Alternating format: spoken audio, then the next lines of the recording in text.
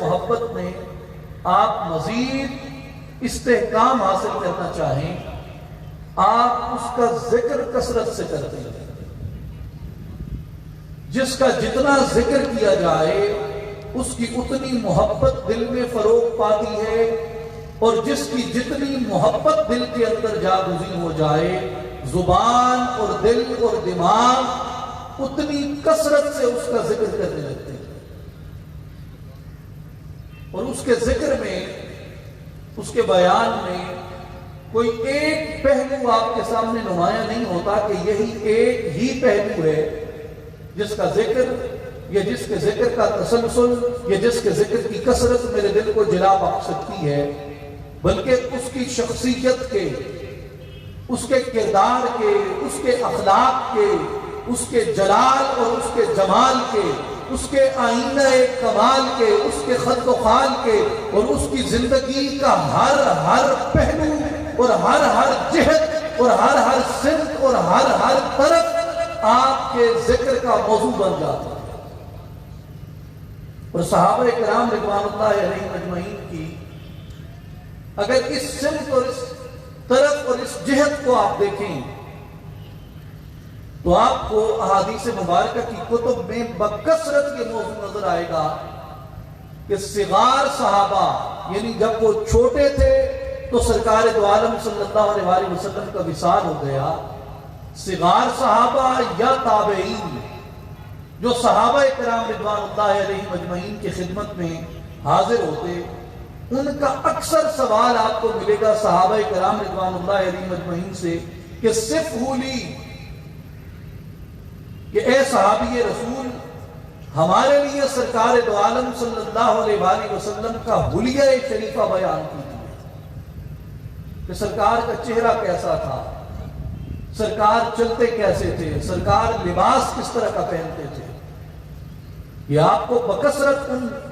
صغار صحابہ کرام کے اور تابعین کے سوالات ملیں گے جو وہ جلیل القدر صحابہ کرام سے کیا کرتے،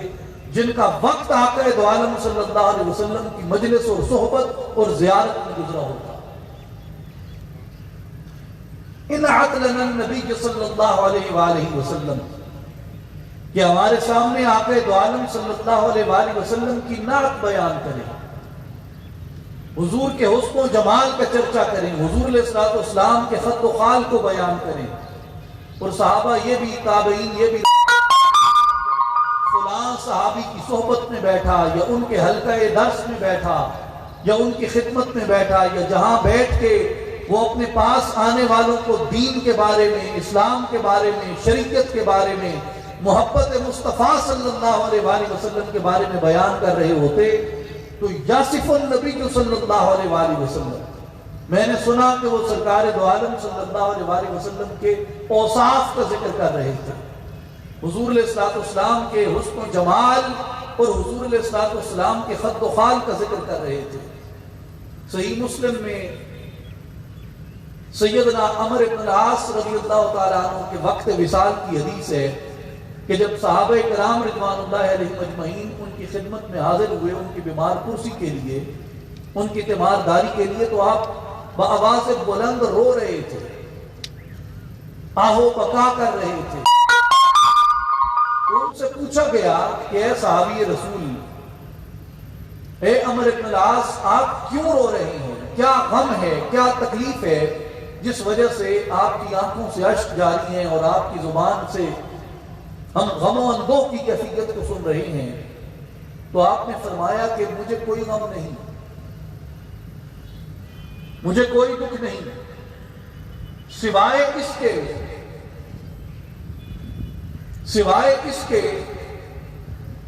کہ میں نے گو کے صلی اللہ علیہ وسلم کی صحبت و خدمت میں گزاری، گو کہ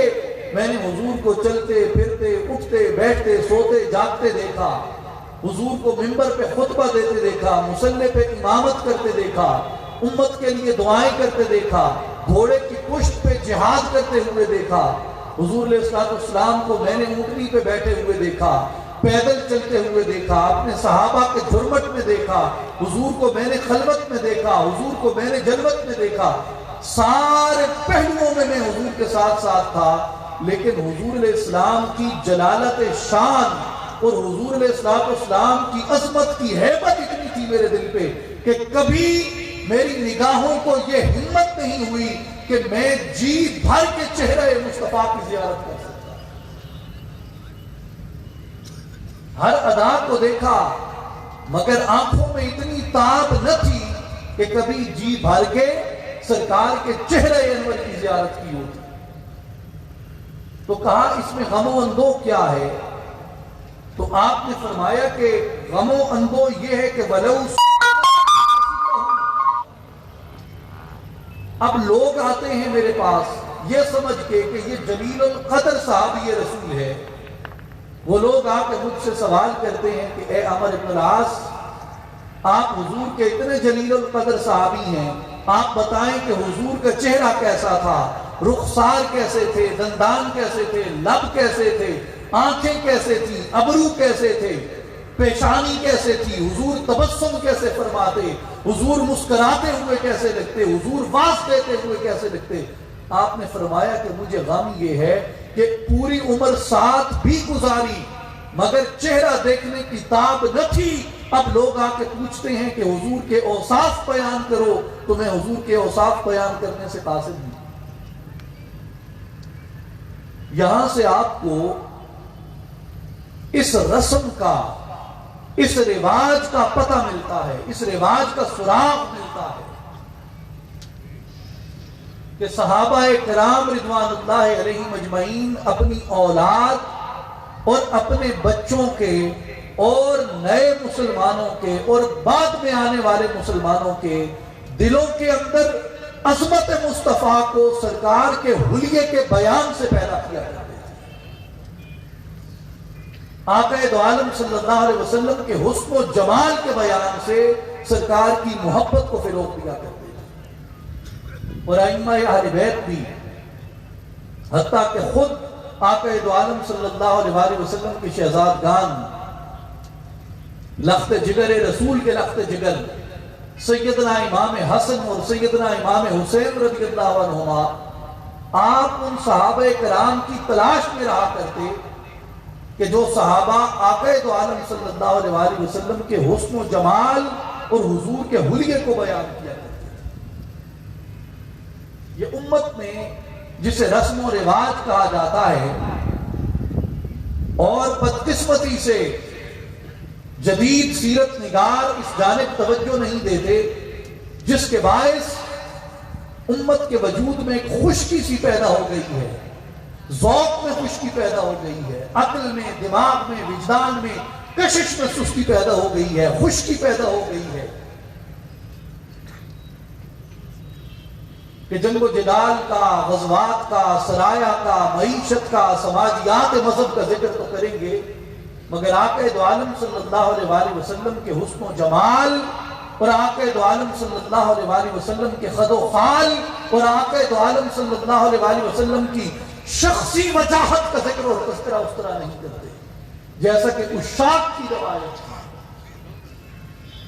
اور عشاق کی یہ رسم تھی۔ جس طرح قبیلوں میں رواج ہوتا ہے، صحابہ کے قبیلے کا یہ رواج تھا، جس طرح برادریوں کا رواج ہوتا ہے، اہل بیت کی برادری کا یہ رواج تھا کہ وہ اپنے پاس آنے والوں کے دلوں کے اندر عظمت مصطفیٰ کو، آقا دو عالم صلی اللہ علیہ وسلم کی شخصیت کی وجاہت اور جلال سے بیان کرتے تھے۔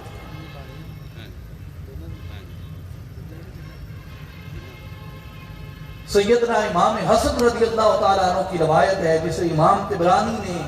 معجم الکبیر میں، امام بہقی نے شعب الایمان میں،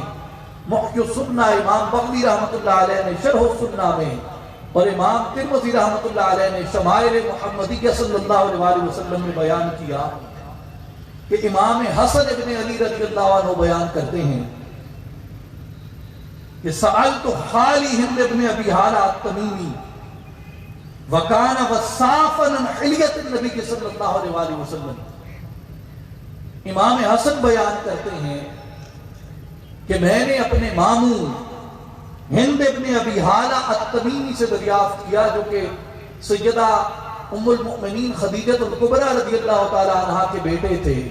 سرکار دو عالم صلی اللہ علیہ وسلم سے عقد شریف میں آنے سے قبل، اور وہ امام حسن کے ماموں ہوئے. آپ فرماتے ہیں کہ میں نے اپنے ماموں سے پوچھا، اور اس لیے پوچھا کہ میرے ماموں کی شہرت تھی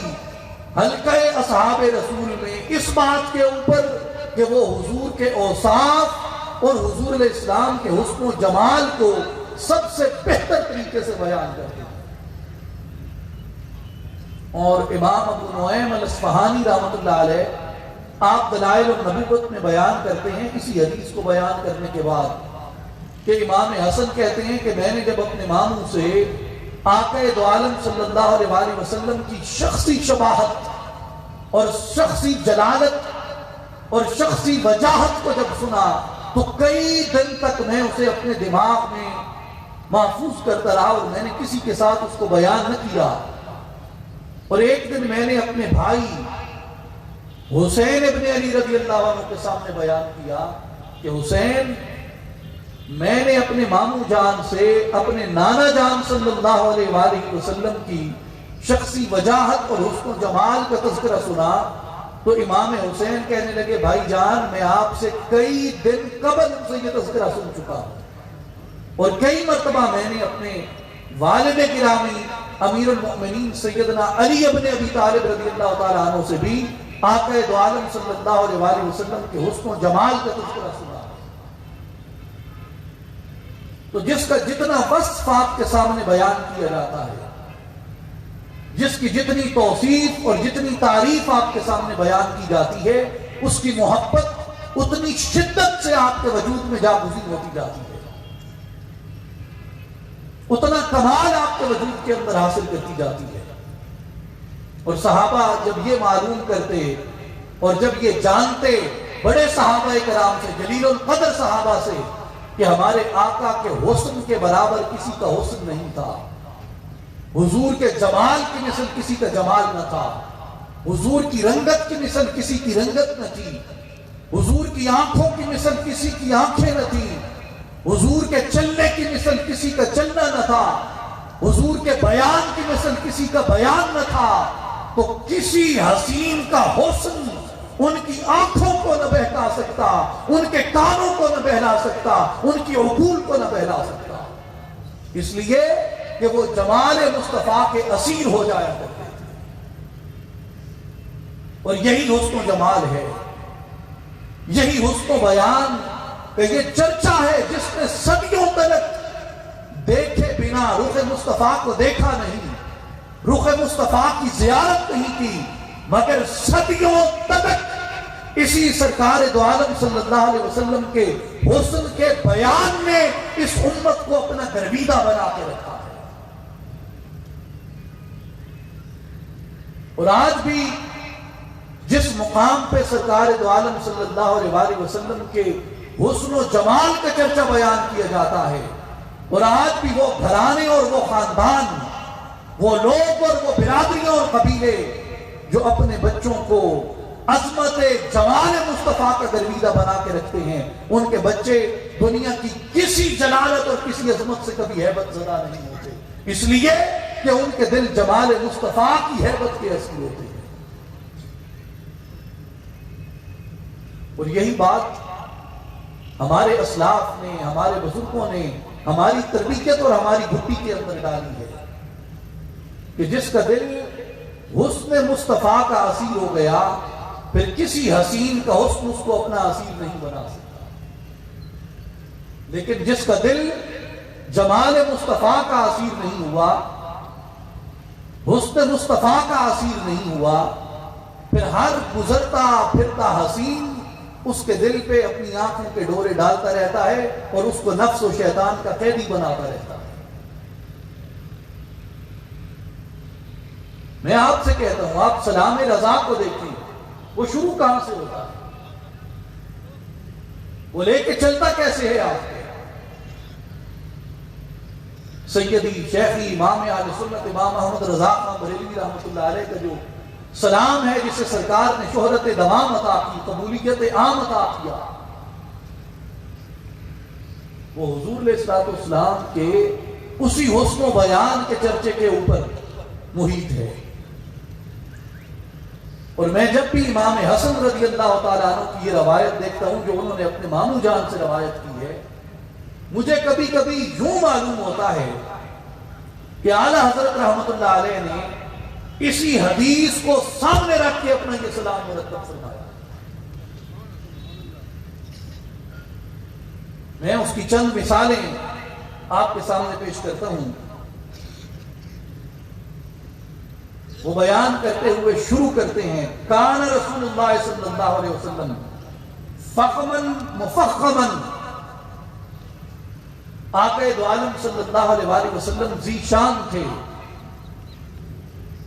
معزز تھے، یطلأ وجہہ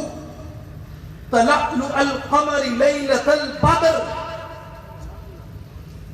کہ حضور علیہ السلام کا چہرہ ہم اس طرح دیکھا کرتے تھے اور آپ کا چہرہ اپنے اصحاب کے درمیان یوں جگمگاتا تھا جیسے چودھویں رات کا چاند اندھیری رات کو منور کر دیتا ہے۔ اور اس سے بھی برتر ایک تشبیہ سیدنا ابو ہریرہ رضی اللہ تعالیٰ عنہ نے جامع الترمذی میں امام ترمذی رحمۃ اللہ علیہ نے اس حدیث کو بیان کیا۔ وہ فرماتے ہیں کہ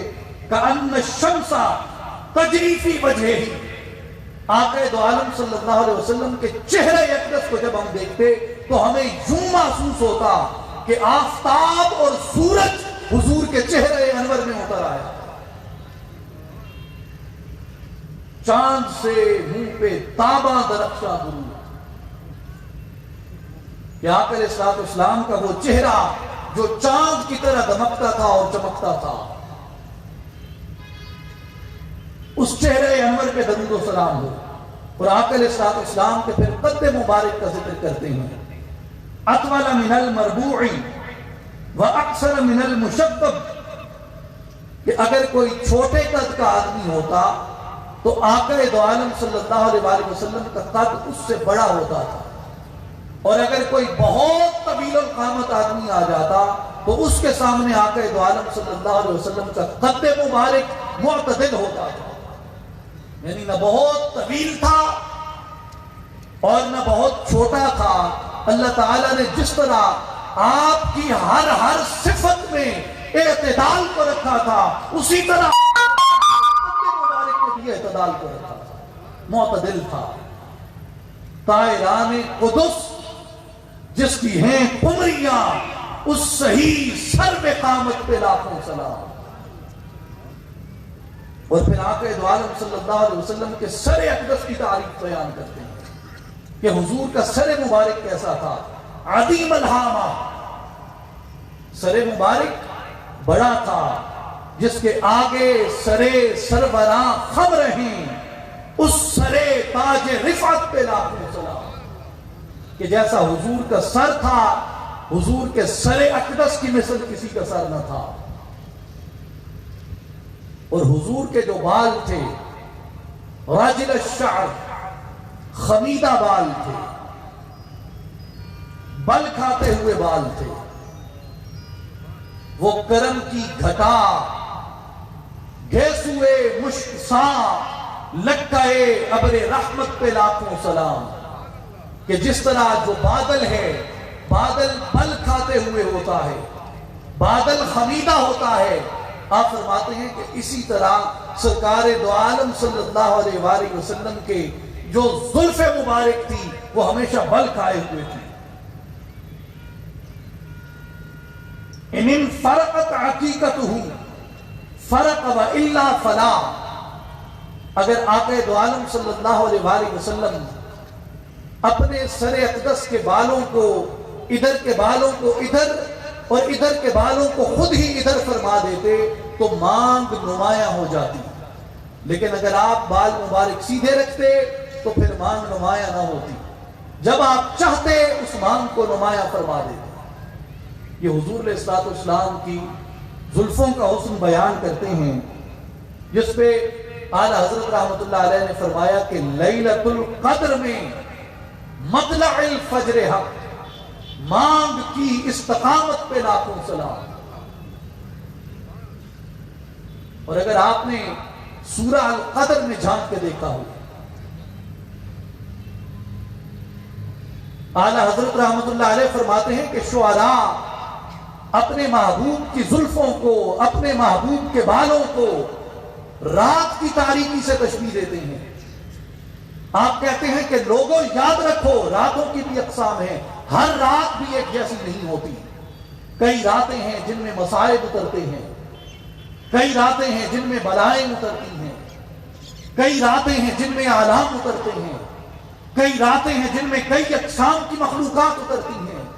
لیکن کہتے ہیں کہ جب تم محبوب خدا کی، محبوب کبریا کی زلفوں کا ذکر کرو تو یہ اپنے ذہن میں رکھو کہ حضور کی زلفوں کو عام رات سے تشبیہ نہیں دی جا سکتی. حضور کی زلفیں لیلۃ القدر کی مانند، اور لیلۃ القدر کو پھر وہ تشبیہ دیتے ہیں مطلع الفجر تک. انا انزلناہ فی لیلۃ القدر وما ادراک ما لیلۃ القدر لیلۃ القدر خیر من الف شہر. کیوں کہ تنزل الملائکۃ والروح، کہ جس رات سے میرے محبوب کریم صلی اللہ علیہ وآلہ وسلم کی زلفوں کو تشبیہ دی جاتی ہے، وہ رات عام رات نہیں ہے بلکہ وہ لیلۃ القدر ہے. وہ رات ہے جس رات میں بلائیں اور وبائیں اور آلام اور مصائب نہیں اترتے، جس رات اللہ اپنے امر سے اپنے خاص ملائکہ اور روح کو اتارتا ہے زمین کی طرف. سلام ہی حتی مطلع الفجر، اور وہ سلامتی ہی سلامتی ہے یہاں تک کہ مطلع فجر ہو جائے. آپ فرماتے ہیں کہ تمہیں معلوم ہے کہ جب میں اپنے حبیب صلی اللہ علیہ وآلہ وسلم کی زلفوں کو لیلۃ القدر سے تشبیہ دیتا ہوں تو پھر مطلع فجر کیا ہے؟ وہ کہتے ہیں جب سرکار اپنے ادھر کے بال ادھر کر دیں، ادھر کے بال ادھر کر دیں، مانگ نکلنے کی وجہ سے حضور کے سر اقدس کی جلد نمایاں ہو جاتی ہے. حضور کے سر اقدس کی جلد یوں نمایاں ہوتی ہے جیسے لیلۃ القدر کے بعد صبح کا آفتاب طلوع ہوتا ہے.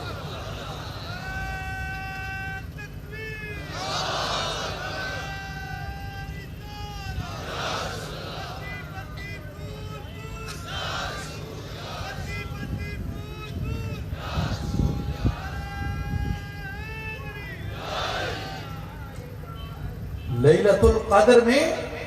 مطلع الفجر حق، مانگ کی استقامت پہ لاکھوں سلام. اور پھر یجاوز شعرہ شحمۃ اذنیہ اذا هو غفرۃ. جب آقا دو عالم صلی اللہ علیہ وآلہ وسلم اپنے بالوں کو چھوڑ دیتے تو وہ آپ کے کان کی لوح مبارک سے تجاوز کر جاتے. ازہر اللون، حضور کی جو رنگت تھی، ایک ہوتا ہے گندمی رنگ. اب ٹیکنالوجی کا دور ہے، آپ ڈیزائننگ کو بھی جانتے ہیں. تمام لوگ سوشل میڈیا پہ ادھر ادھر بیٹھتے ہیں، اسمارٹ فون استعمال کرتے ہیں. سفیدی رنگ بھی ہو اگر، اس کے بھی کئی اقسام ہیں. میں اذان کے بعد اپنی گفتگو مکمل کرتا ہوں.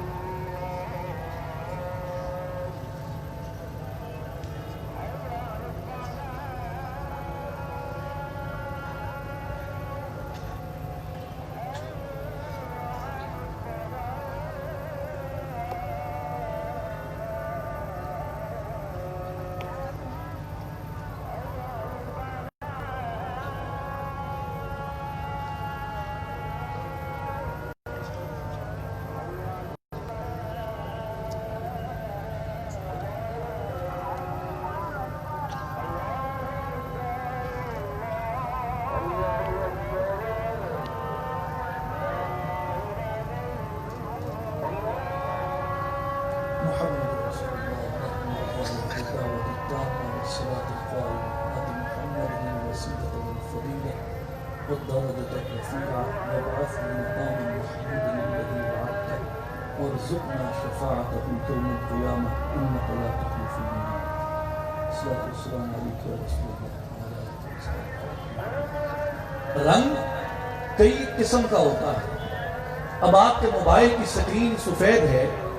تو اس میں آپ کے پاس آپشن ہوتا ہے کہ آپ اس سفیدی کو برائٹنس میں کم کر دیں یا برائٹنس میں زائد کر دیں. سفیدی وہی رہے گی, اس کی برائٹنس کم یا زیادہ ہو جاتی ہے. گندمی رنگ کا مطلب یہ نہیں ہوتا کہ لازماً اس کے اندر چمک بھی ہو, اس کے اندر برائٹنس بھی ہو, اس کے اندر روشنی بھی ہو, اس کے اندر نور بھی ہو. صحابہ کرام رضوان اللہ علیہم اجمعین جس طرح آقا دو عالم صلی اللہ علیہ وآلہ وسلم کے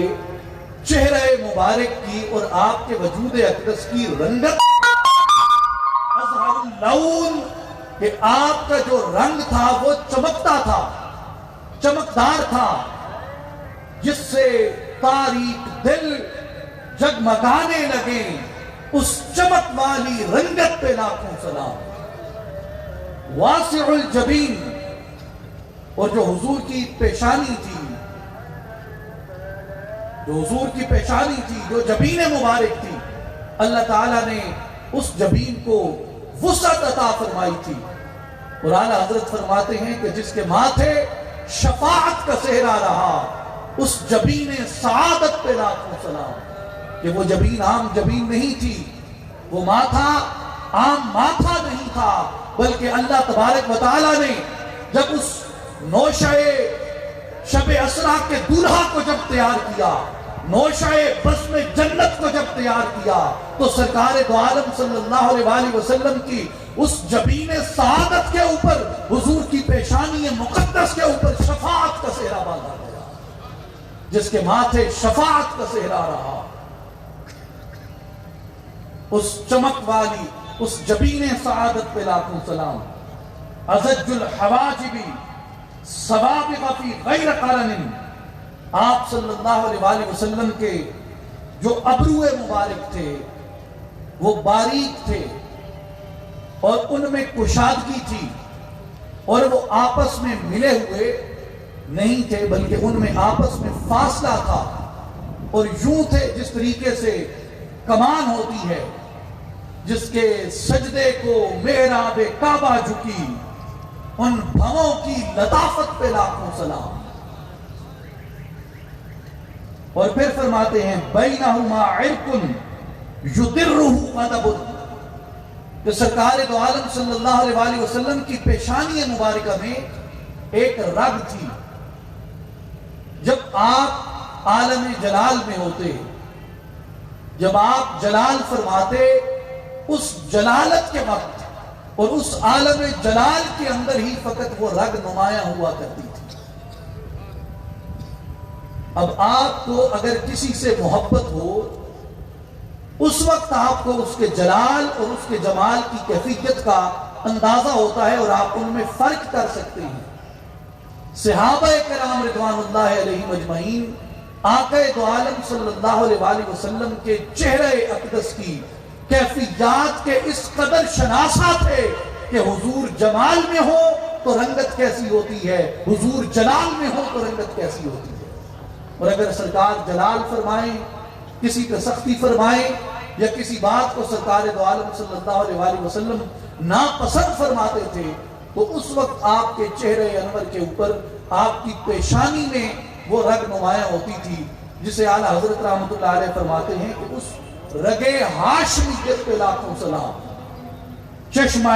مہر میں موج نور جمال. چشمہ مہر کسے کہتے ہیں؟ مہر سورج کو کہتے ہیں. چشمہ مہر اس مقام کو کہتے ہیں جہاں سے سورج طلوع ہوتا ہے. گویا سرکار کی پیشانی وہ مقام ہے جہاں سے دنیا کو تابانی اور نور نصیب ہوتا ہے. چشمہ مہر میں موج نور جلال, اس رگے ہاشمیت پہ لاکھوں سلام. اور پھر فرماتے ہیں اقن العرنین ارنین لہو نور یعلوہ یحسبہ من یتعملہ اشما. فرماتے ہیں کہ آقا دو عالم صلی اللہ علیہ وآلہ وسلم کا جو ناک مبارک تھا وہ بلندی مائل نہایت خوبصورت اور روشن تھا،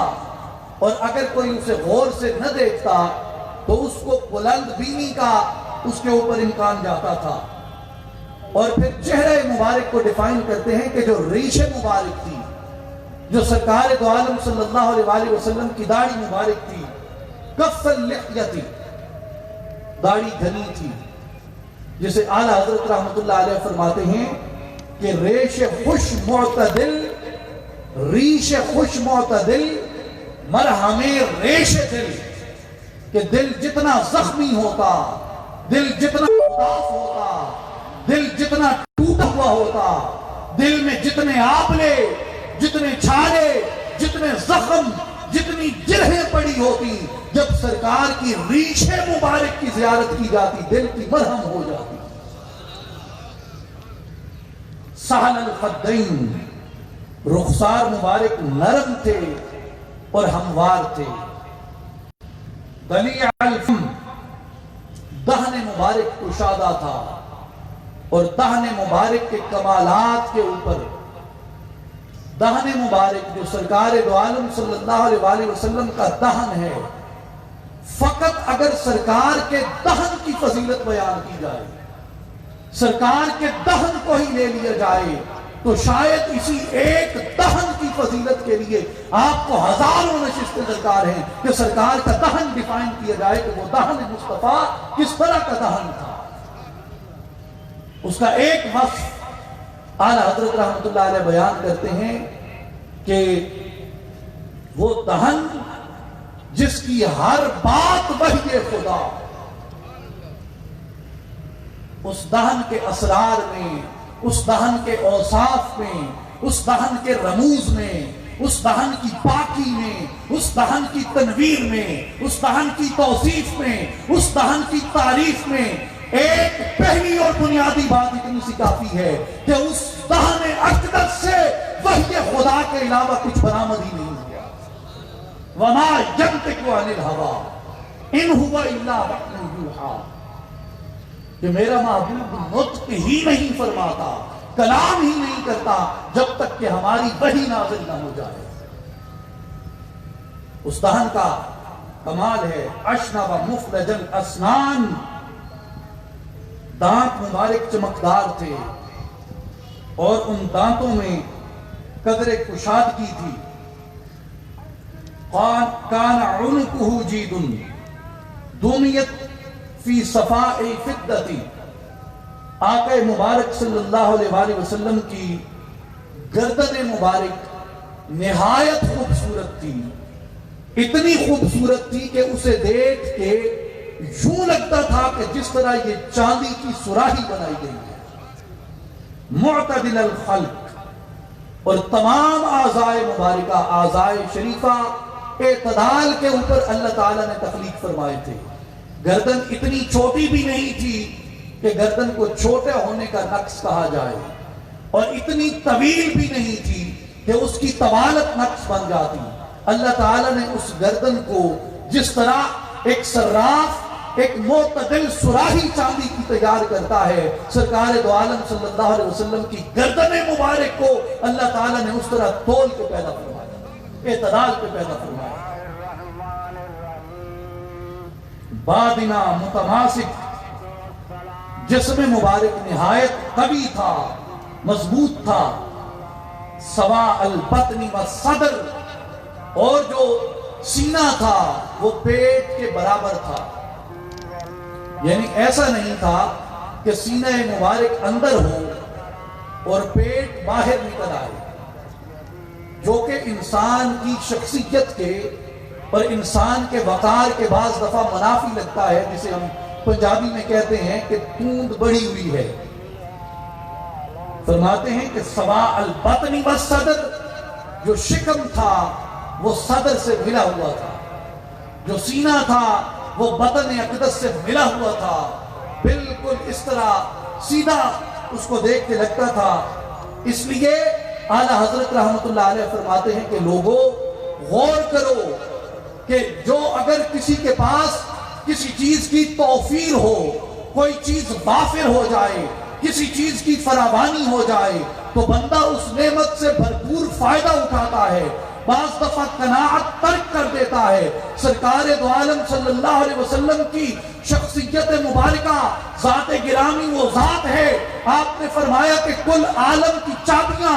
دین و دنیا کی چابیاں میرے حوالے کر دی گئی ہیں، کل خزائن کے دروازے میرے اوپر منکشف کر دیے گئے ہیں. آپ کہتے ہیں کہ لوگوں غور کرو، اس کے باوجود بھی اللہ تعالیٰ نے جتنی نعمتوں کی کشادگی عطا فرمائی تھی اتنی ہی اللہ تعالیٰ نے سرکار کو قناعت عطا فرمائی تھی. کل جہاں ملک اور جو کی روٹی غذا، اس شکم کی قناعت پہ لاکھوں سلام. اس لیے کہا سوا البطن والصدر، جو شکم مبارک تھا وہ سینے سے باہر نہ تھا، سینہ اقدس سے زائد نہ تھا. عریض الصدر، اور جو سینہ تھا وہ کشادہ تھا. اس صدر کی صدارت پہ لاکھوں سلام، شرح صدر صدارت پہ لاکھوں سلام. عریض الصدر بعید ما بین المنکبین، اور اتنا کشادہ کہ دونوں کندھوں کے درمیان ایک مناسب فاصلہ تھا. ضخم الکرادیس،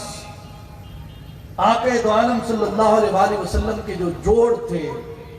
وہ مضبوط تھے. انوار المتجردی، اور وہ حصہ جو لباس سے باہر رہتا، چہرہ اقدس، پاؤں، ہاتھ، گردن کا حصہ، آپ کہتے ہیں کہ وہ حصہ جو لباس سے نمایاں ہوتا ہے وہ تمام کا تمام تاباں تھا، درخشاں تھا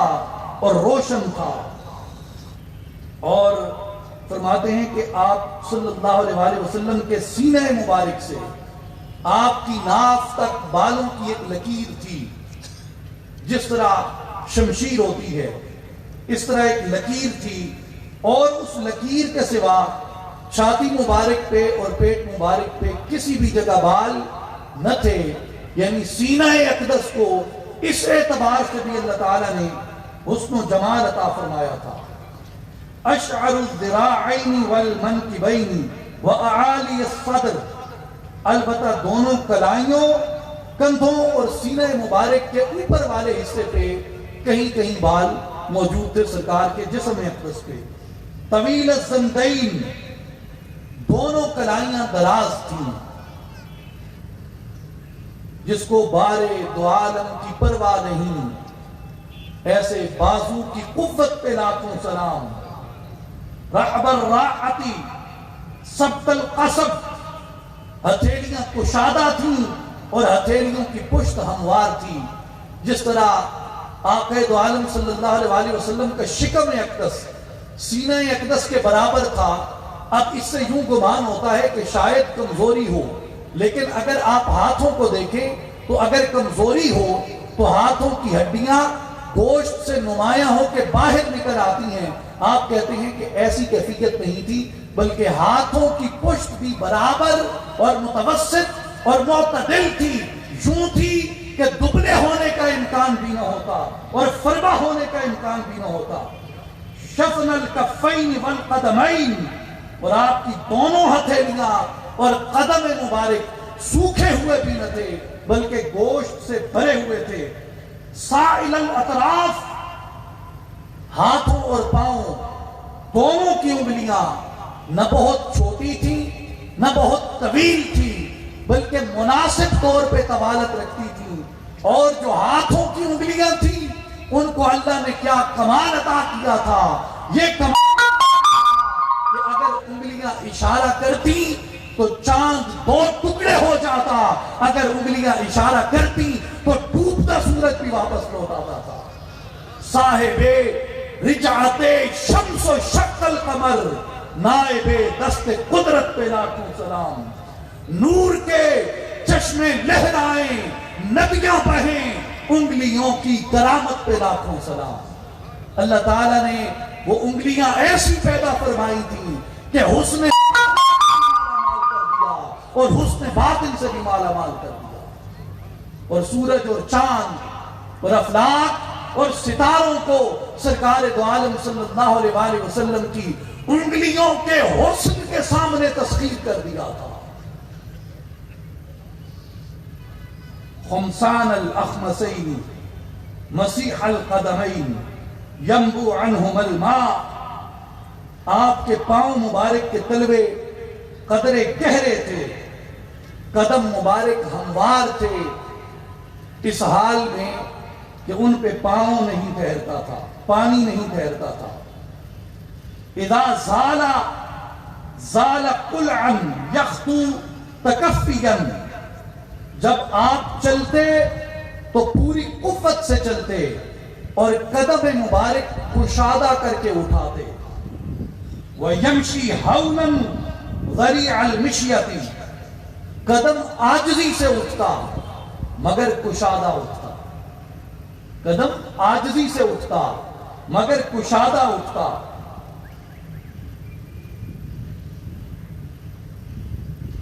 اذا مشی کانما ینحط من سبب، جب سرکار چلتے تو اس طرح معلوم ہوتا کہ آپ بلندی سے زمین کی طرف آ رہے ہیں، جب چلتے تو یوں محسوس ہوتا کہ قدم مبارک زمین کی طرف آ رہے ہیں، اور یہ استعارہ ہے اس بات کا کہ نور لاہوت کا تھا، جگمگایا ناسوت کے اندر، اس لیے چال میں اعتدال یہ رکھا کہ دیکھنے والوں کو محسوس ہو جائے کہ لاہوت سے ناسوت کی طرف آنے والا لاہوت نور اپنی اس مناسب چال سے، اس مناسب چال اور اپنی روانی سے لوگوں کے دلوں کو تسخیر کرتا جا رہا ہے۔ وَإِذَا الْتَفَتَ الْتَفَتَ جَمِيعًا، اور جو نگاہ مبارک کا کمال تھا کہ جب کسی کی طرف توجہ سے دیکھتے، جب کسی کو مخاطب کرتے تو سرکار پوری طرح اسی کی طرف متوجہ ہو جاتے، جس طرف اٹھ گئی دم میں دم آ گیا، اس نگاہ عنایت پہ لاکھوں سلام کہ جدھر دیکھتے پوری توجہ سے دیکھتے اور اس طرح دیکھتے کہ ایک تشنگی مٹ جاتی، ایک تشنگی پیدا ہو جاتی۔ نگاہ کا کمال یہ ہوتا ہے کہ تشنگی مٹا دے، اور نگاہ کا یہ بھی کمال ہوتا ہے کہ تشنگی کو پیدا کر دے۔ مٹتی کون سی تشنگی ہے؟ اور یاد رکھیں وہ نگاہ جو تشنگی مٹانے کی صلاحیت نہیں رکھتی وہ نگاہ دل نواز نہیں ہوتی، اور وہ نگاہ جو تشنگی بڑھانے کی صلاحیت نہیں رکھتی وہ بھی نگاہ دل نواز نہیں ہوتی۔ تشنگی دو اقسام کی ہوتی ہے، ایک تشنگی ہوتی ہے حسن کو دیکھنے کی، ایسا حسن دیکھنے کی کہ وہ دیکھ کے جی حسن پہ مطمئن ہو جائے کہ یہی تو حسن ہے جس کی مجھے تلاش ہے۔ سرکار دو عالم صلی اللہ علیہ وآلہ وسلم جس کی طرف نظر مبارک فرماتے تھے اس کے دل کو اطمینان ہو جاتا کہ یہی حسن ہے جو کل جہان کے حسن کا منبع بنا دیا اللہ۔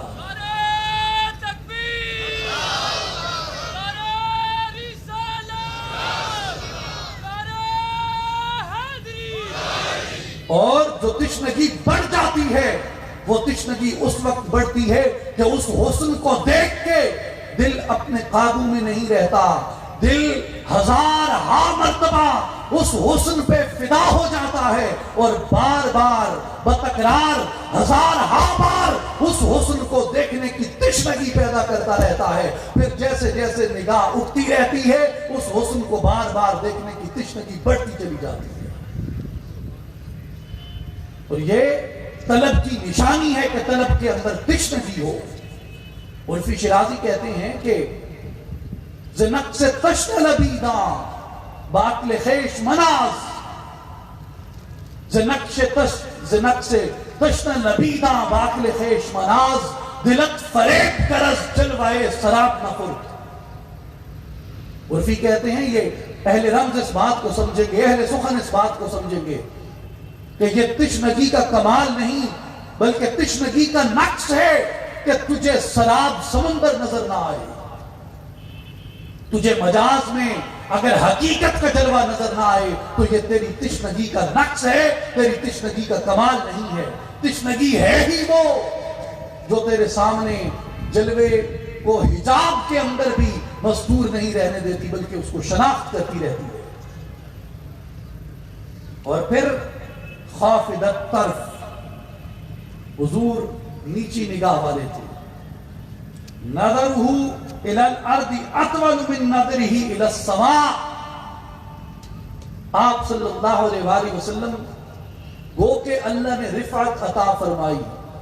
اتنی رفعت عطا فرمائی کہ اس رفعت کی حد نہیں۔ رہبر عالم بالاست خیال قدیار، اتنی رفعت عطا فرمائی کہ اگر میں اپنے حبیب کے قد کو دیکھنے لگوں، رہبر عالم بالاست خیال قدیار، میرے حبیب کی رفعت اتنی ہے، بلندی اتنی ہے کہ میں اگر یوں نیچے کھڑے ہو کے اپنے حبیب کی طرف نگاہ اٹھاؤں تو حبیب کے قد کو دیکھتے دیکھتے دیکھتے دیکھتے میری نگاہیں عالم بالا میں جا پہنچتی ہیں۔ اتنی رفعت عطا کی ہے اللہ نے۔ اس رفعت کے باوجود جو توجہ ہے، جب وہ چلتے ہیں تو اونچا دیکھ کے نہیں چلتے، بلکہ عاجزی کو اختیار کرتے ہوئے زمین کی طرف دیکھ کے چلتے ہیں۔ نیچی آنکھوں کے شرم و حیا پہ درود، اونچی بینی کی رفعت پہ لاکھوں سلام۔ جل نظرہ الملاحظۃ، حضور علیہ السلام کی نگاہ مبارک فرمانے کا انداز پر وقار ہوتا تھا۔ یسوق اصحابہ، آپ اپنے صحابہ کرام رضوان اللہ علیہم اجمعین سے آگے چلتے۔ یبدر من لقی بالسلام، جو آپ سے ملتا آپ سلام فرمانے میں پہل فرماتے ہمیشہ۔ یہ سرکار دو عالم صلی اللہ علیہ وآلہ وسلم کا وہ حلیہ شریفہ ہے جو ایک حدیث میں روایت ہوا، جس کی میں نے عرض کی کہ امام حسن رضی اللہ تعالیٰ عنہ کی کہنے پہ، آپ کے استفسار پہ آپ کے ماموں جان نے یہ حلیہ شریفہ آپ کے سامنے بیان کیا۔ اب اس میں نقطہ بنیادی وہی ہے کہ جب سرکار دو عالم صلی اللہ علیہ وآلہ وسلم نے وصال فرمایا، سیدنا امام حسن رضی اللہ تعالیٰ عنہ، آپ کی عمر مبارک صغیر تھی، چھوٹی تھی، اس لیے جتنے صغار صحابہ تھے اور جو تابعین تھے جنہوں نے سرکار کی زیارت نہیں کی تھی، وہ جس بھی جلیل القدر صحابی سے ملتے ان سے سرکار دو عالم صلی اللہ علیہ وسلم کا حلیہ سنا کرتے تھے، حسن و جمال کا ذکر اور حسن و جمال کا تذکرہ سنا کرتے تھے، اس لیے کہ وہ محبت ان کے دلوں کے اندر جاگزیں ہو جائے اور وہ محبت ان کے دلوں کے اندر پیدا ہو جائے۔ اور یہ جو ہمارے ہاں عموماً آپ دیکھتے ہیں محافل ذکر مصطفیٰ ہوتی ہیں، اس پہ ہر ایک کی اپنی رائے ہے، ہر ایک کی اپنی مرضی ہے، جو کچھ کہنا چاہتا ہے کہتا پھرے، مگر عشاق اس رسم کو اس لیے زندہ رکھتے ہیں، ثناخوانی مصطفیٰ میں حضور کے حسن کا، حضور کے جمال کا تذکرہ اس لیے کرتے ہیں کیونکہ یہ صحابہ کی سنت تھی، اور نہ صرف سنت تھی بلکہ صحابہ کے نزدیک بیان حسن مصطفیٰ، یاد رکھیں بیان حسن مصطفیٰ ان کے نزدیک نئے یا عمر میں کم مسلمانوں کی تربیت کا انسٹیٹیوشن تھا، جہاں محبت مصطفیٰ اور ذکر جمال مصطفیٰ کے ذریعے ان کے دلوں سے اغیار کی ہر محبت کو زائل کر دیا جاتا تھا۔ حسن مصطفیٰ کا ذکر اور جمال مصطفیٰ صلی اللہ علیہ وآلہ وسلم کا ذکر ان کے نزدیک اس تربیتی ادارے کی حیثیت رکھتا تھا، انسٹیٹیوشن کی حیثیت رکھتا تھا۔ اس لیے ثناخوانی مصطفیٰ صلی اللہ علیہ وآلہ وسلم نے حضور کے حسن و جمال کا بیان، یہ سنت صحابہ ہے، یہ صحابہ کا رواج تھا، یہ صحابہ کی رسم تھی، یہ صحابہ کا طریق تھا، یہ صحابہ کرام رضوان اللہ علیہم اجمعین نے اس ادارے کو خود قائم کیا مسلمانوں کی تربیت کے لیے، اس لیے کہ وہ جمال مصطفیٰ کی شمع کے اسیر ہو جائے، اس پہ پروانہ وار منڈلانے لگے۔ اور جب تک دل اس کاسمیٹیکل بیوٹی سے متاثر ہوتا رہے، اٹریکٹ ہوتا رہے، اس کا مطلب یہی ہے کہ حسن مصطفیٰ ابھی دل میں اترا نہیں ہے مسلمان۔ حسن دنیا میں ایک حسن ہے، اور وہ حسن اصلی ہے، اور اس حسن اصلی کا اگر اس کائنات کے اندر کوئی کامل ترین اظہار ہے عشاق کے نزدیک تو وہ روح مصطفیٰ۔ اس لیے حضور علیہ السلام کی ثنا کرنا، حضور کی مدح بیان کرنا، حضور کی مدحت بیان کرنا، یہ طریقے صحابہ ہے، اور مسلمان کے دل کے اندر آقا دو عالم صلی اللہ علیہ وسلم کی محبت کو پختہ سے پختہ تر کرنے کا ایک ذریعہ ہے۔ امام طبرانی رحمۃ اللہ علیہ نے معجم الکبیر میں، امام حاکم نیساپوری رحمۃ اللہ علیہ نے مستدرک علی الصحیحین کے اندر خریم ابن اوس بن حارثہ بن لام سے روایت کی کہ رسول پاک صلی اللہ علیہ وسلم جب آپ غزوہ تبوک سے واپس آئے تو اس وقت میں نے حضور کی بارگاہ میں حاضر ہو کے اسلام قبول کیا تھا، اور میں نے آقا دو عالم صلی اللہ علیہ وسلم کے عم حضور کے چچا سیدنا عباس بن عبد المطلب رضی اللہ عنہ کو یہ کہتے ہوئے سنا کہ انی اريد ان امتدحک یا رسول اللہ صلی اللہ علیہ وسلم، میں آپ کی مدحت بیان کرنا چاہتا ہوں، میں آپ کی مدح سرائی کرنا چاہتا ہوں۔ آقا علیہ السلام نے فرمایا قل، کہو آپ کیا کہتے ہیں؟ اور پھر آپ نے جب یہ اجازت دی تو اجازت سے پہلے حضور نے دعا بھی دی۔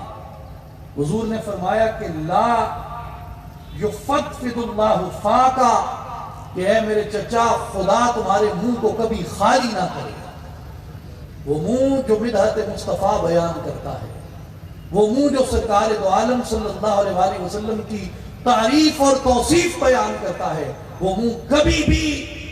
خوشبو قرب الہی سے خالی نہیں ہوتا، وہ منہ کبھی بھی انوار الہیہ اور برکات وجود مصطفیٰ کے فیض سے کبھی خالی نہیں ہوتا۔ مسک و عنبر سے بھی خوبصورت خوشبو اس کے منہ سے جاری ہو جاتی ہے جو سرکار کی مدح سرائی کرتا ہے۔ اور جو انہوں نے اشعار کہے، تنقل من صالب الى رحم اذا مضى عالم بدا طبق حتى احتوى بيتك المهيمن من خندق علياء تحتها النطق وانت لما ولدت اشرقت الارض وضاءت بنورك الافق۔ وہ کہتے ہیں کہ یا رسول اللہ صلی اللہ علیہ وسلم، آپ پاک پشتوں سے پاک رحموں کے اندر منتقل ہیں۔ یہ کس کے الفاظ ہیں؟ عباس بن عبد المطلب کے، جو سرکار دو عالم صلی اللہ علیہ وسلم کے چچا ہیں۔ امام طبرانی نے، امام حاکم نے اسے روایت کیا، حافظ عبد البر نے اور بعد کے کئی محدثین نے اس کو اپنی اپنی کتب سیرت میں اس کو بیان کیا، سرکار کے فضائل میں اس کو بیان کیا کہ حضور علیہ السلام کا جو نور مبارک تھا وہ پاک صلبوں سے، پاک پشتوں سے، پاک رحموں کے اندر منتقل ہو کے آیا ہے، اور زمانہ گزرتا رہا، صدیاں بیت گئیں،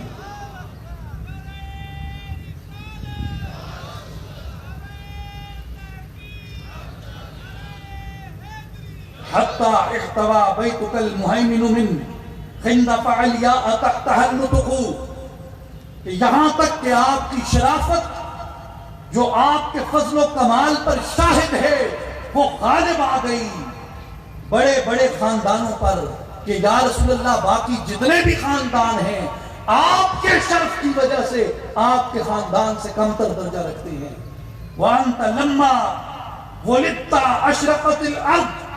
وَضَاءَتْ بِنُورِكَ الْأُفُقُ، جب آپ کی ولادت با سعادت ہوئی تو یا رسول اللہ صلی اللہ علیہ وسلم آپ کی ولادت باسعادت کی برکت سے زمین اور آسمان کو اللہ تعالیٰ نے روشن فرما دیا تھا. اور یہ سرکار دو عالم صلی اللہ علیہ وسلم کے اپنے الفاظ مبارک بھی ہیں جنہیں امام احمد ابن حنبل رضی اللہ عنہ آپ نے روایت فرمایا کہ سرکار دو عالم صلی اللہ علیہ وسلم نے فرمایا، ارباز ابن ساریہ سلمی کی روایت ہے، آپ فرماتے ہیں کہ آقا دو عالم صلی اللہ علیہ وسلم نے فرمایا،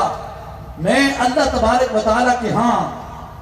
ام الکتاب یعنی لوح محفوظ پہ اس وقت بھی خاتم النبیین تھا جب آدم علیہ السلام ابھی اپنے خمیر سے گزر رہے تھے. قرآن قریب میں تم لوگوں کو اس کی تعبیر بتاؤں گا. اور حضور نے فرمایا، دعوت ابی ابراہیم و بشارت عیسیٰ قومہ، لوگوں میں وہ ہوں جس کی دعا ابراہیم نے کی، میں وہ ہوں جس کی بشارت عیسیٰ نے دی، وَرُؤْيَا أُمِّ الَّتِي رَأَتْ أَنَّهُ خَرَجَ مِنْهَا نُورٌ، اور میں وہ ہوں کہ میری ماں نے خواب دیکھا، یعنی سرکار کہتے ہیں کہ میری والدہ سیدہ آمنہ سلام اللہ علیہ نے یہ خواب دیکھا، أَنَّهُ خَرَجَ مِنْهَا نُورٌ، کہ ان کے وجود اقدس سے ایک نور ظاہر ہوتا ہے، اضاءت لَهُ قصور الشام، جس نور کی برکت سے انہوں نے شام کے محلات کو بھی منور دیکھا تھا.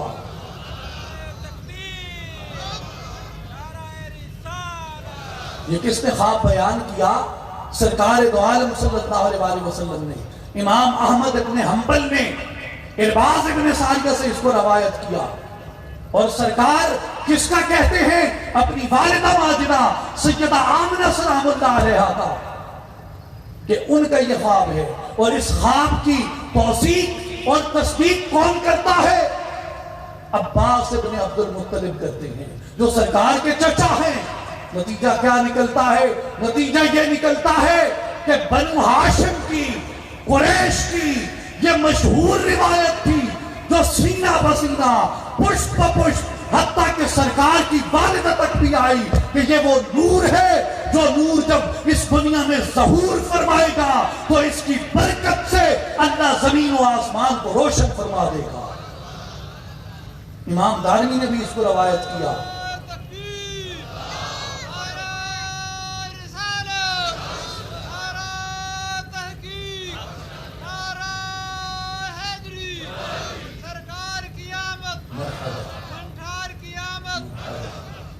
امام دارمی نے اس کو بیان کیا اپنی سنن کے اندر کہ سیدہ آمنہ سلام اللہ علیہ آپ روایت فرماتی ہیں، آپ کہتی ہیں کہ انی رأیت حین خرج منی تعنی نورا اضاءت منہ قصور الشام، میں نے دیکھا کہ مجھ سے ایسا نور نکلا ہے جس نور کی ضیاء نے، جس نور کی روشنی نے قصور شام کو بھی منور کر دیا. سرکار دو عالم صلی اللہ علیہ وسلم کا حسن بیان کرنا، سرکار دو عالم صلی اللہ علیہ وسلم کے فضائل بیان کرنا،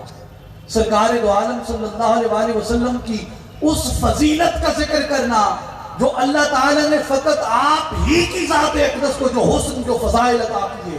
یہ مومن کے ایمان کو اور تقویت عطا کرتا ہے. یاد رکھو مسلمانوں، آج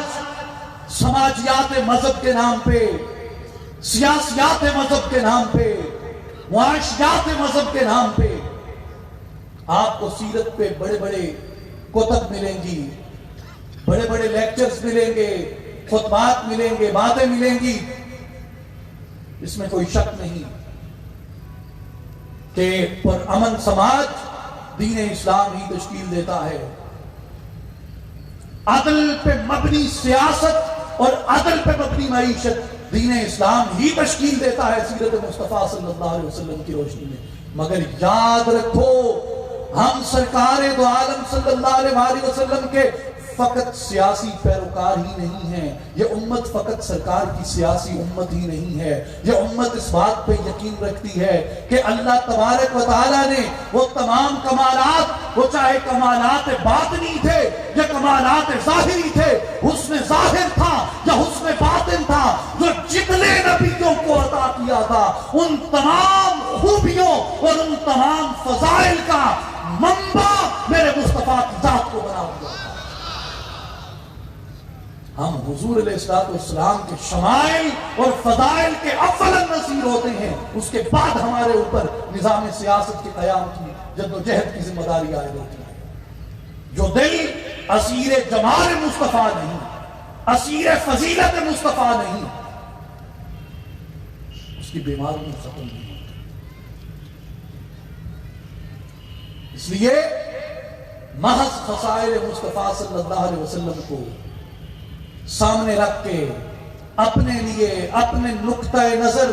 اور اپنے طبقہ فکر کے لیے اقتدار کی راہ ہموار کرنا سیرت نبی سے محبت نہیں۔ سیرت نبی سے محبت یہ ہے کہ خصائل کے ساتھ ساتھ حضور کے فضائل کا چرچا بھی کیا جائے، حضور کے شمائل کا چرچا بھی کیا جائے۔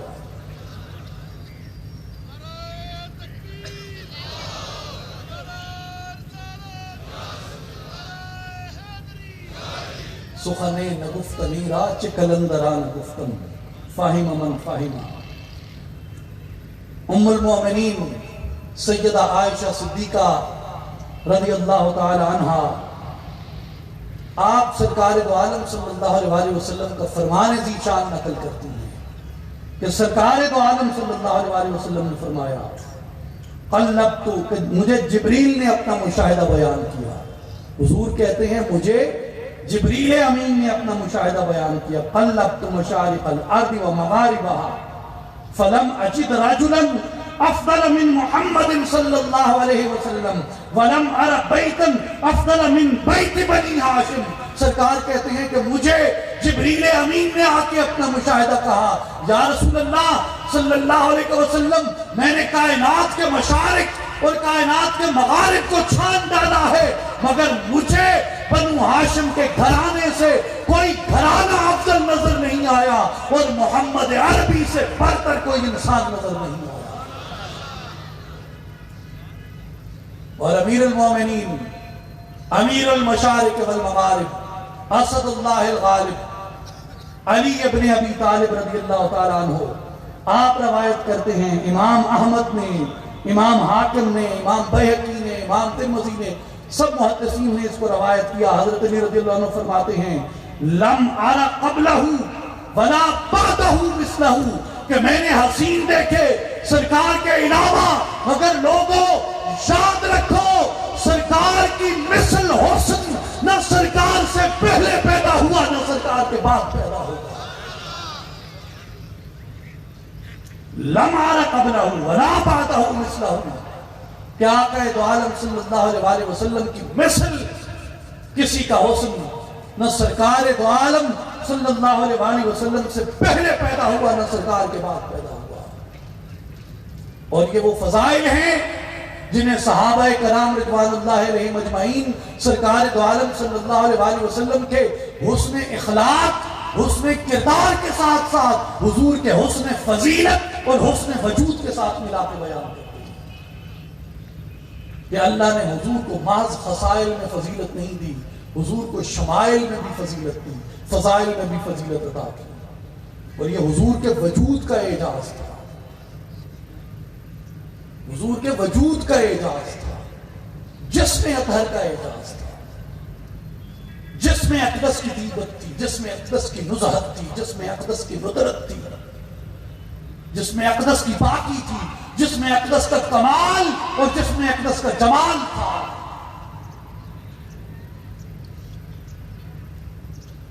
کون سا وجود ایسا ہے جس کے اوپر اتنی گواہیاں، اتنی شہادتیں، اتنا ایویڈنس صحابہ کرام رضوان اللہ علیہم اجمعین نے جمع کر دیا؟ اور وہ کون لوگ تھے؟ وہ شرفاء عرب تھے، وہ امراء عرب تھے۔ وہ کسی کی توصیف یا تعریف ایسے بیان نہ کرتے تھے یہ حسن مصطفیٰ کا اعجاز تھا اور حضور علیہ الصلوۃ والسلام کے وجود اقدس کا اعجاز بھی تھا، جس نے انہیں اپنا گرویدہ بنا لیا کہ اس کے بعد کسی دولت مند کی دولت، کسی صاحب ثروت کی ثروت اور کسی حسین کا حسن ان کے دلوں کو اپنی جانب کھینچ نہ سکا۔ صحیح مسلم میں امام مسلم رحمۃ اللہ علیہ نے انس بن مالک رضی اللہ تعالیٰ عنہ سے روایت کی، وہ کہتے ہیں کہ ما شممت عنبرا قط ولا مسکا ولا شیئا اطیب من ریح رسول اللہ صلی اللہ علیہ وسلم۔ وہ فرماتے ہیں کہ میں نے کسی عنبر کو، کستوری کو، کسی اور چیز کو نہیں سونگھا جس کی خوشبو سرکار دو عالم صلی اللہ علیہ وسلم کی خوشبو سے زیادہ بہتر ہے۔ کل خوشبوئیں آپ نے اگر دنیا میں کوئی حسین سے حسین، کوئی اعلیٰ سے اعلیٰ خوشبو سونگی، کوئی لطیف سے لطیف خوشبو سونگی ہے، اس کا تصور کریں۔ اور انس بن مالک رضی اللہ تعالیٰ عنہ فرماتے ہیں آج بھی خوشبو میں عربوں کے ذوق کی مثل کسی کا ذوق نہیں ہے دنیا میں۔ آپ چلے جائیں جو عرب مسک کو انفرادیت آج بھی حاصل ہے، وہ کسی اور مسک کو نہیں، عود کو۔ اور عود اس وقت دنیا کی بیسٹ سیلر فریگرنس کہا جاتا ہے، اور عود کا اوریجن عرب ہے۔ بیسٹ سیلر فریگرنس پروڈکٹ عود ہے اور اس کا اوریجن عرب ہے۔ آج بھی جو عرب ہیں خوشبو میں ان کا ثانی نہیں، اور اس وقت کے عرب کی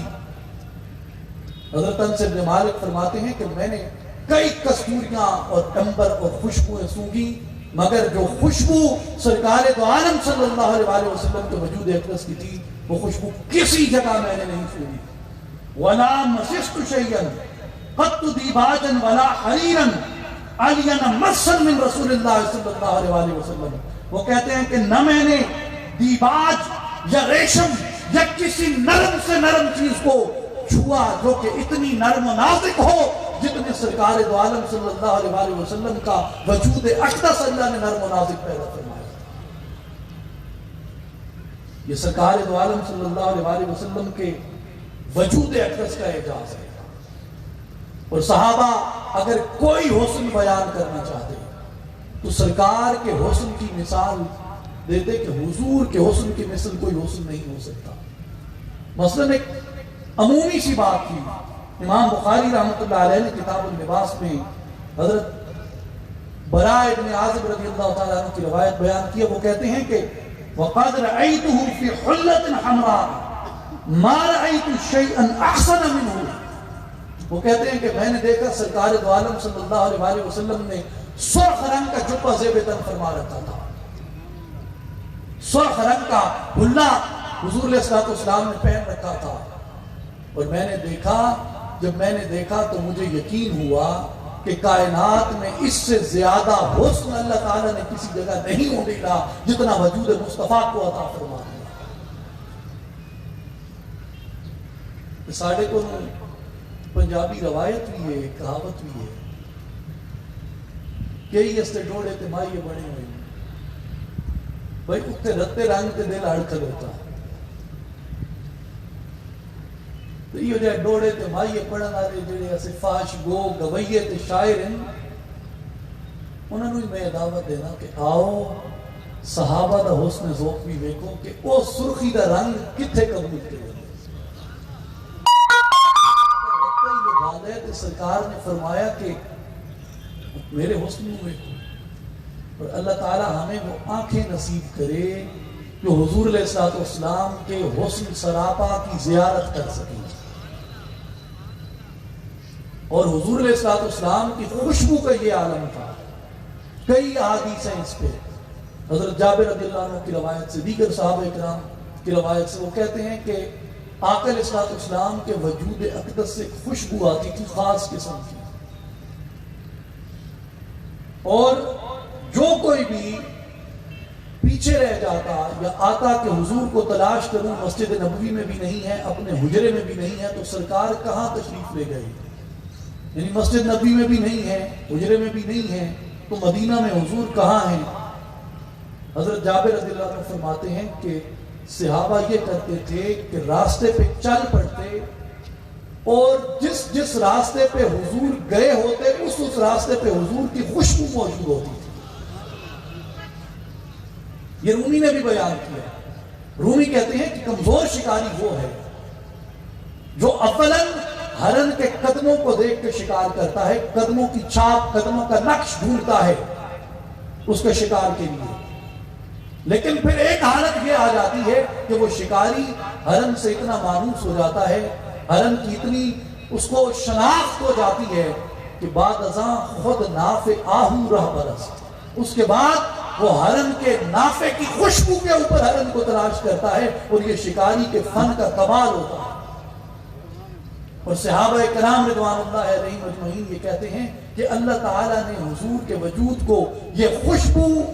اور یہ برکت عطا کی تھی کہ جہاں سے سرکار گزر جاتے ایک طویل وقت تک وہ گلیاں مہکتی رہتی حضور کی خوشبو سے. اور اسی طرح سرکار دو عالم صلی اللہ علیہ وسلم نے اپنی ایک غلام کو اپنے وجود اقدس سے پسینہ اتار کے ایک شیشی میں بند کر کے دے دیا. پسینہ اتار کے ایک شیشی میں بند کر کے دے دیا اور فرمایا کہ اسے رکھو اپنے پاس. وہ لے گئے اور حضرت ابو ہریرہ رضی اللہ تعالیٰ عنہ آپ فرماتے ہیں کہ جب کبھی وہ خاتون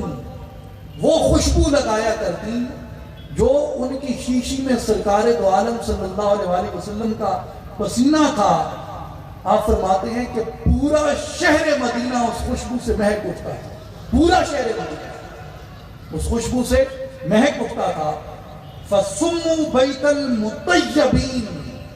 اور جس گھر میں وہ شیشی تھی اس گھر کو اہل مدینہ خوشبوؤں کا گھر کہتے تھے. بیت المطیبین، اس گھر کو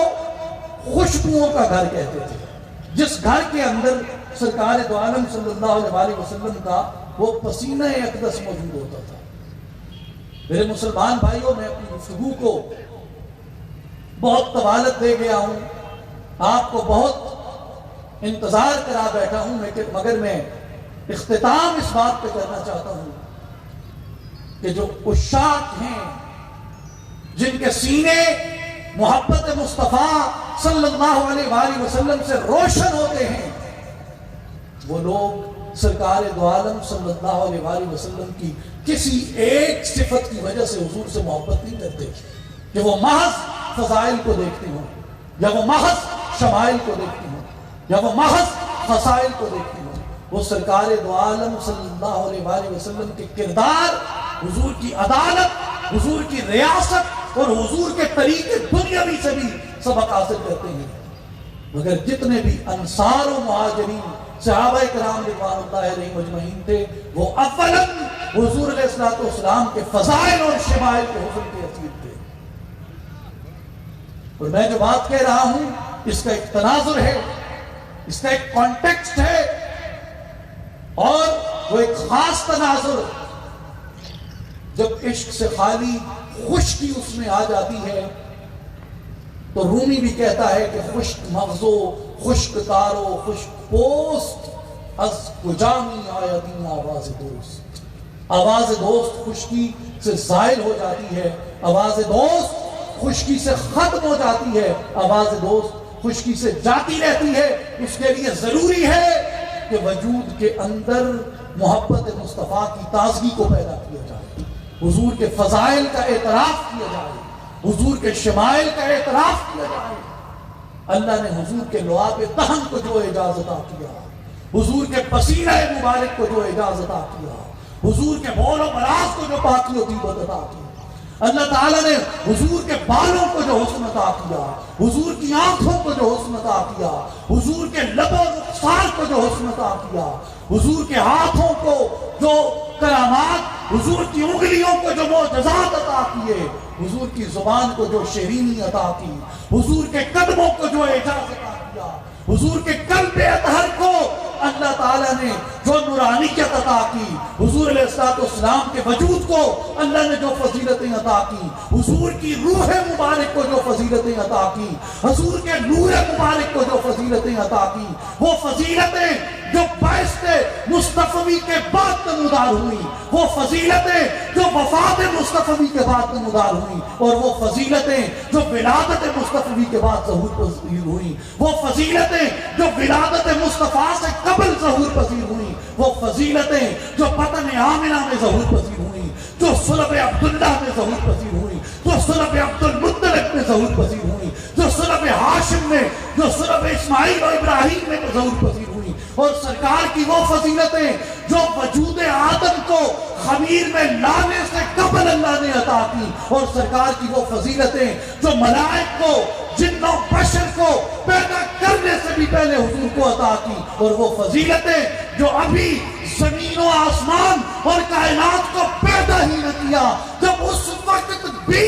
نور مصطفیٰ کو اللہ نے وہ فضیلتیں عطا کی، جب تک ان فضیلتوں کا اعتراف اور ادراک اور افہام اور عشق و محبت مسلمان کے سینے میں اتر نہیں جاتی، تب تک مسلمان کا ایمان تکمیل پہ بھی نہیں پہنچتا۔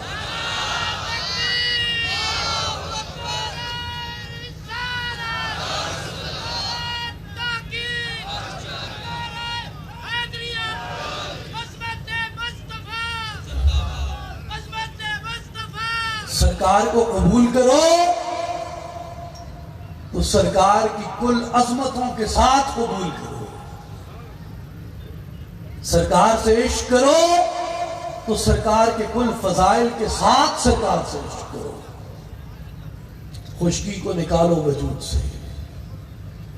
تازگی کو پیدا کرو، ہریالی کو پیدا کرو، ویرانی اور بنجر زمینیں اچھی نہیں ہوتی۔ یہ پیغام ہے اصلاحی جماعت کا اور عالمی تنظیم العارفین کی، یہی دعوت ہے کہ آؤ اور اپنے دلوں کو عشق مصطفیٰ صلی اللہ علیہ وآلہ وسلم سے منور کرو اور معطر کرو۔ اور میں تمام اپنے نوجوان ساتھیوں کو یہ دعوت عرض کرنا چاہوں گا کہ آپ آئیں اس جماعت میں، اس تحریک میں شامل ہو کے اس کے شانہ بشانہ اس پیغام محبت مصطفیٰ کو عام کریں، اس پیغام عشق مصطفیٰ کو عام کریں۔ اس لیے یہ امت کی اس ڈوبتی ہوئی کشتی کو بوسیلہ عشق مصطفیٰ ہم اس گرداب سے نکال کے لے آئیں۔ اسی لیے اقبال رحمت اللہ علیہ یہ دعوت دیتے ہیں اور یہ بتاتے ہیں اور یہ ہمارے اوپر واضح کرتے ہیں کہ سرکار دو عالم صلی اللہ علیہ وآلہ وسلم کو پہچاننا ہے تو قرآن سے پہچانو۔ مدعا پیدا نگر دد زید و بیت، تا نبینی از مقام ما رویت۔ لو بھی تو قلم بھی تو، تیرا وجود الکتاب۔ گنبد آبگین رنگ، تیرے محیط میں حباب۔ شوکت سنجر و سلیم، تیرے جلال کی نمود۔ فقر جنید و با یزید، تیرا جمال بے نقاب۔ تیری نگاہ ناز سے دونوں مراد پا گئے، عقل غیاب و جستجو، عشق حضور و اضطراب۔ یا رسول اللہ صلی اللہ علیہ وسلم، شوق تیرا اگر نہ ہو، عشق تیرا اگر نہ ہو، وفا تیری اگر نہ ہو، میری نماز کی امام، میرے قیام بھی حجاب، میرے سجود بھی حجاب۔ وہ دانائے سبل، ختم الرسل، مولائے کل، جس نے غبار راہ کو بخشا۔ فروغ وادی سینہ، نگاہ عشق و مستی میں، وہی اول وہی آخر، وہی قرآن، وہی فرقان، وہی یاسین، وہی طٰہٰ۔ بے بسم اللہ اسم اللہ دا، اے بھی گہنا بھارا ہوں۔ نال شفاعت سرور عالم، چکسی عالم سارا ہوں۔ حدوں پہ حد درود نبی دے، جس دا عیب پسارا ہوں۔ میں قربان تنہا کی باہوں، جنا ملیا نبی سہارا ہوں، قوت عشق سے ہر پست کو بالا کر دے، دہر میں اس میں محمد سے اجالا کر دے، کی محمد سے وفا تو نے تو ہم تیرے ہیں، یہ جہاں چیز ہے کیا لوح و قلم تیرے ہیں، محمد کی محبت ہے سند آزاد ہونے کی، خدا کے دامن توحید میں آباد ہونے کی، محمد کی غلامی دین حق کی شرط اول ہے، اسی میں ہو اگر خامی تو سب کچھ نامکمل ہے، مقام خیش اگر خواہی دری دیر بحق دل بند براہ مصطفیٰ رو بمصطفیٰ برساں خیش را کہ دی ہماؤس اگر باؤ نہ رسیدی تمام بھولا بیست، مسلمان آن فقیر گج گلاہے رمید از سینہ او سوز آہے، دلش نالد چرا نالد نداند، نگاہے یا رسول اللہ نگاہے،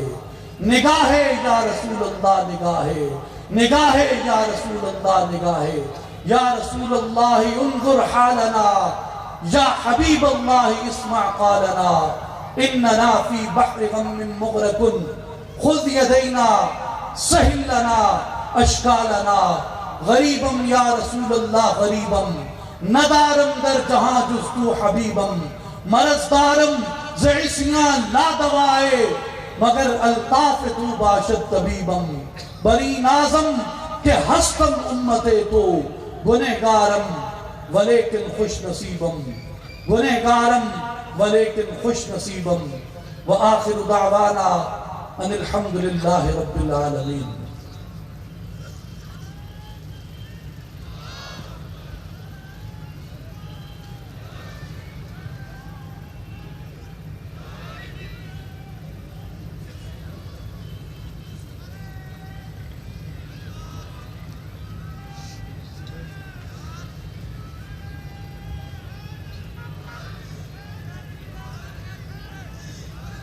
حضرات